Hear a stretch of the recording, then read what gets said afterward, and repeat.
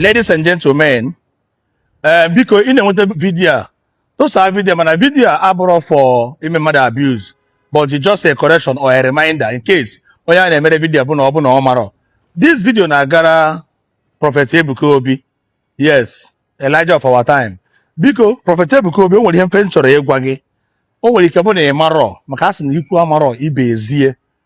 If for this issue of MSC program, ana akpa ego or kachasị n'ala Igbo, all the very bad, and the recompense the very high. I mean, the disadvantage the very high. Yes, I know that if an akpa ego to encourage other admins, other people, other states, other locality, other places, and we can say Zion ground or Zion camp or Zion gathering, so that they can do more in support of Christendom. But at the same time, that ego na akpa get the ala Igbo kidnapping. Yes, I am the number one person now support if you name. I supported you on your Akuruno, and at the same time that I supported you and encouraged you on Akuruno does not mean that I will be a praise singer all the time, even when you are going wrong. If you go wrong today, with your meekness of heart, I would correct you and tell you, because if a prophet can correct David, the king, that David without hiding face, without painting words, I will tell you. But if this didn't make it, I will not insult you, because even my elder brother. But at the same time, I'm working next program I was not ego, only ebute katakata, only ebute money to bottom one day, only ebute kidnapping, because in the na the people that will bear the consequences put on an Igbo. Akfuzi onye buzi jeep gbafe ma ọ bụ onye bu moto gbafe chena ndị otu Zion anwụrụ onye atikwo, and then they made this thing that Governor Hope Uzodimma not there sitting down in your state and up billion 5 billion 3 billion. What do you expect? Can if in the mother or was in the mother na Igbo nwere ego, we are attracting kidnappings. Obodo to say mekwane ụka ka nna agwa unu ebe anọ n'obodo Igbo a na-aka ụka n'obodo enwere Christianity here, enwere Catholic Church na China, nwere Anglican Church na China, ha na-emekwa the program, ada na-emekwa afọ ego, ha chi inye onye la dis, a na-eburu alụpe ọ na-adị scan code, ibi scan one to ọba na akpa government, scan ọba na akpa government, all the donation and offering na aba na akpa government, they are using it to develop their land. Afọ ego a na-akpọ na-ebute katakata, enwere ike gbasị afọ ego a, ma ndị Amerịka nwanye kpọrọ dị afọ ego nwere ike ha baa na their secret place, azọba ọkịka zọgide ọkịka, arakọta ofe onye were mma magbuo ibe, and amagbu ibe. Am I try to conceal it? Mana nke bụ eziokwu ebechakwa pụta ife.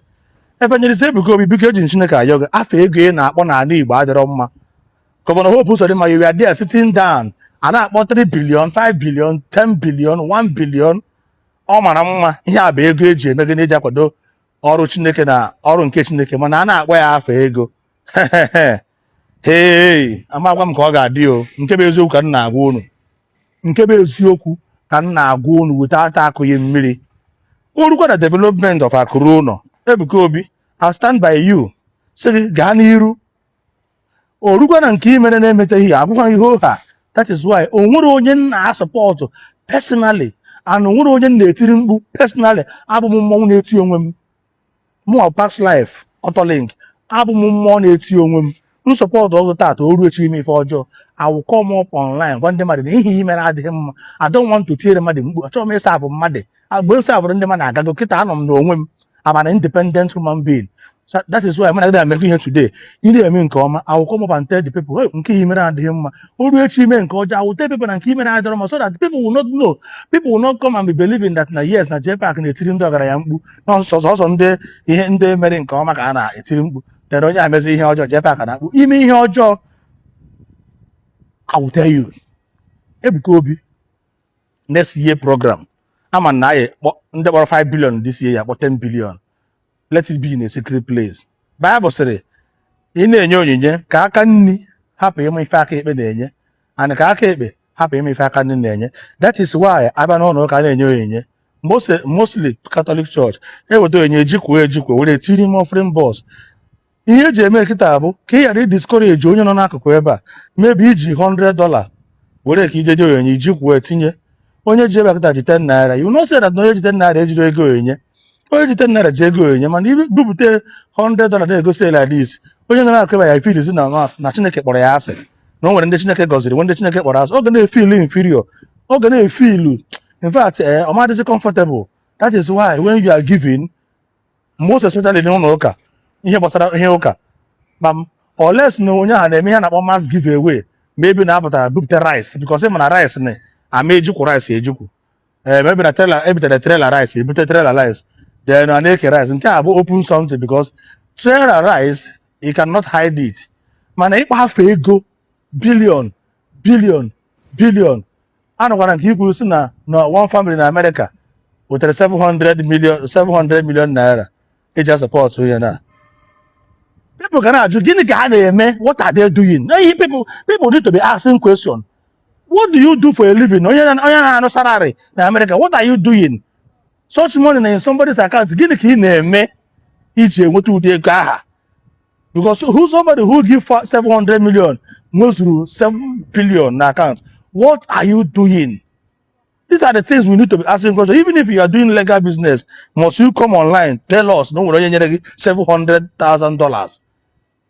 All the bad. Ihe nna anọ gara ibe eziokwu na admin nọkọtara jegbuo admin ibe because na akpọchara afọ ego daa ụda na-azọ ọkịka onye nke ya ọmụ ya aka ka ihe nna anọ hapụ ibu eziokwu na-eme n'ime ụlọ nsọ Chineke. Yes, ka ife a na-eme wuruwuru nna anọ ka ọ hapụ ibu eziokwu na admin nke a tụtụrụ mma magbuo admin nke a after program ka ọ ghara ibu eziokwu. Just let it be a mere rumor. Ọ bụrụ eme rumor ka esi lue daa ihe ka ọ bụrụ eme rumor mana ọ bụrụ eziokwu na onye na-eji ụka jesi ụka mechaa donation pụtacha bụ admin mechaa pụtasị were mma gbuo nwanne because na a na-azọ ọkịka onye ga-aka ibe ịmara ọ jọgbukwara onwe. Ndewo.